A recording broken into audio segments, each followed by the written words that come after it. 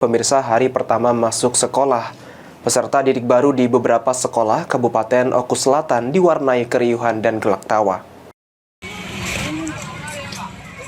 Hari pertama masuk sekolah biasanya diwarnai dengan isak tangis dari peserta didik baru, bahkan tidak sedikit yang meminta pulang dan enggan ditinggal orang tuanya. Namun suasana itu tidak terlihat di SDN 3 Percontohan Muara II, Oku Selatan. Tidak ada tangis dari para peserta didik baru tahun ajaran 2024-2025, di mana siswa-siswi justru senang dan bersemangat untuk belajar. Bahkan para siswa yang baru sekolah ini tertawa dan lari-lari kecil saat berada di lingkungan sekolah dan masa perkenalan di ruang kelas. Anak siswa baru ya. Lagian semuanya suasana baru kan, jadi anak kelas 1 tadi pembukaan MPLS.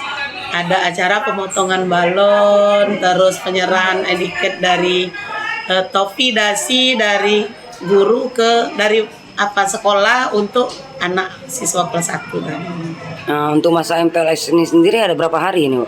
Lebih kurang mungkin 10 hari MPLS masa ininya. Perkenalannya? Ya, perkenalan, terus perkenalan lingkungan. Tadilah sekalian perkenalan dengan Dewan Guru, itu kan.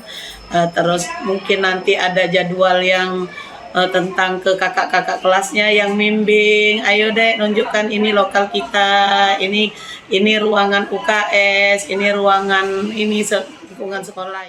Tidak hanya pelajar tingkat sekolah dasar saja, pelajar tingkat sekolah menengah pertama atau SMP juga mulai mengikuti masa pengenalan lingkungan sekolah. Seperti di SMP Negeri 1 Muara II, di mana ratusan pelajar kelas 7 mengikuti berbagai program MPLS yang sudah disiapkan oleh Dewan Guru. Mulai dari mengenal lingkungan sekolah, teman, guru, pembentukan karakter, etika, dan budi pekerti.